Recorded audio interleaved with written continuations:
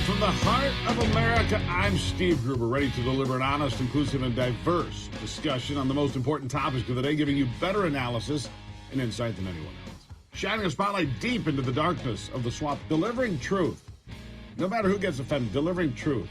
It's important. Here are three big things you need to know to start your day. Number one, EV battery fires are becoming much more common. They're far more dangerous than ordinary fires because they burn differently. They're a reaction, you see, a chemical reaction, basically destroying a whole row of F-150s. Number two, Hunter Biden's attorneys met with DOJ officials Wednesday in D.C. to discuss what's going on with the years-long investigation of the president's kid and his dirty deals. And number three, I sit here today and I wonder, could today be my last day? Could I be the next one sacrificed at the altar of the thought police for failure to conform? Yes, it could happen at any moment. Seriously, working as an opinion commentator, you never know when you could be shut down, deplatformed, demonetized, and just flat out canceled. We saw this week that the biggest name in political talk, with the highest ratings and a monster contract, was not above getting ripped off the air and sent to the proverbial showers. And for what? Tucker Carlson will tell us about that someday. He speaks today. We've got video of Tucker. He finally came out. We'll share that with you in a few minutes. He'll tell us what he thinks really happened at some point. He'll reveal what happened with Fox News, pulling the rug out from under him and how that all went down. The most likely scenario involved Carlson stepping on the wrong toes.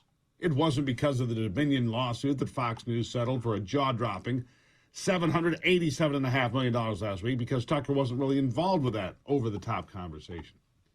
It doesn't appear it was involved because of the footage from January the 6th that showed the day in a much different light than the Democrats and their media lapdogs keep pushing, although it seems that may have throttled things down a little bit. No, from what I have gathered, Tucker's crime was to offend the king, Rupert Murdoch, and his family. Sounds like maybe Tucker just got too big for his britches in their eyes, and maybe thought he was bigger than Fox in their eyes.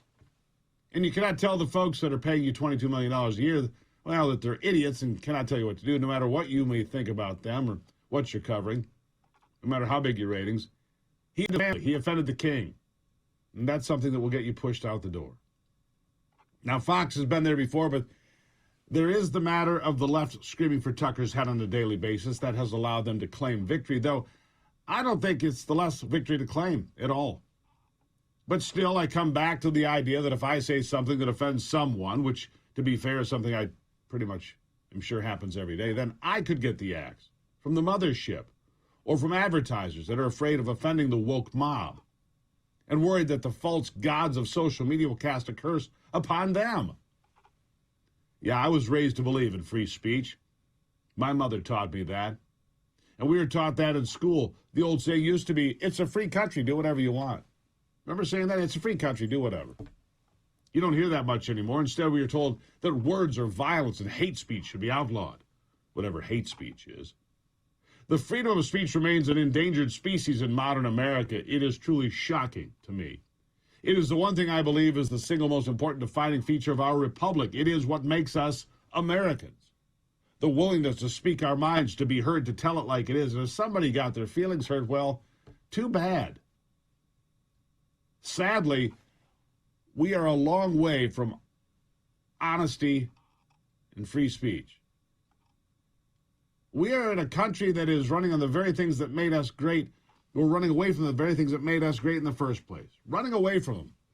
Those are the founding documents of this great nation, the Declaration of Independence, the Constitution, the Gettysburg Address. I could go on. You see, our words defined us. JFK, Martin Luther King, Ronald Reagan.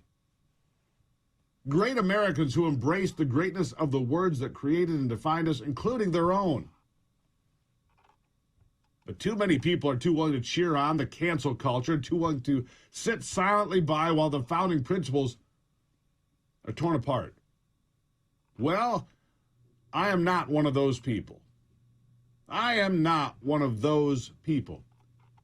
There are still some brave souls out there that, despite being threatened with being canceled, will carry on anyway.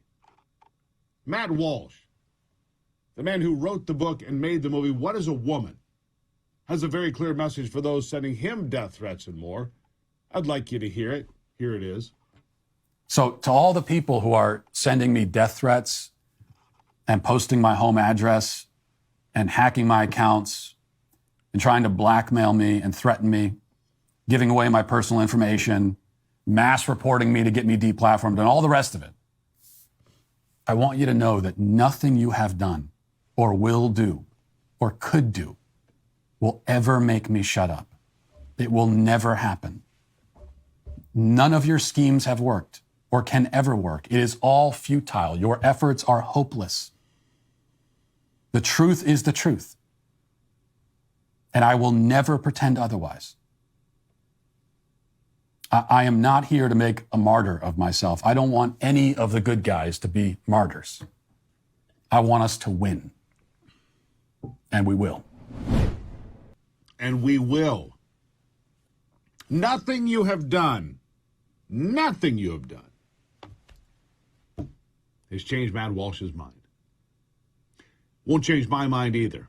And while the imbeciles on MSNBC and The View cheer and do the wave in the wake of Tucker's demise, it just saddens me by the spectacle of such ignorant people.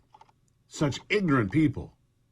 For example, Kamala Harris says she ain't having that. I just thought I'd throw it in for fun. Watch.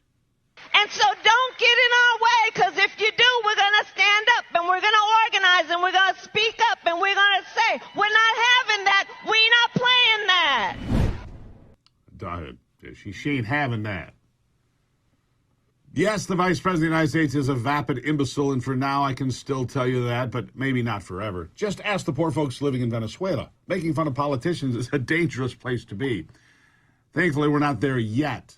Not quite yet. All right, are you hungry? How about another fresh serving of Kamala word salad just to snack on? Here she is. So I think it's very important, as you have heard from so many incredible leaders, for us at every moment in time, and certainly this one, to see the moment in time in which we exist and are present, and to be able to contextualize it, to understand where we exist in the history and in the moment as it relates not only to the past but the future. What the hell is she talking about? Seriously, what the hell is she talking about? She has no idea. We exist in the moment, man. You ever really look at your hand, dude? Hey, man. You ever just look at your hand? I mean, did she spank a fatty on the way to the podium? Good grief. I'm sorry. The point is, I can still make fun of elitists for now. They haven't put up the gallows in the city square yet, but you don't know. You don't know, if they can knock out Tucker and take people out because they don't like what they have to say here in the old, uniparty land. Well, you don't know what could happen. But for now, I can still make fun of Kamala. Thank God I needed that laugh. I'll be back as I continue here on the Steve Gruber Show.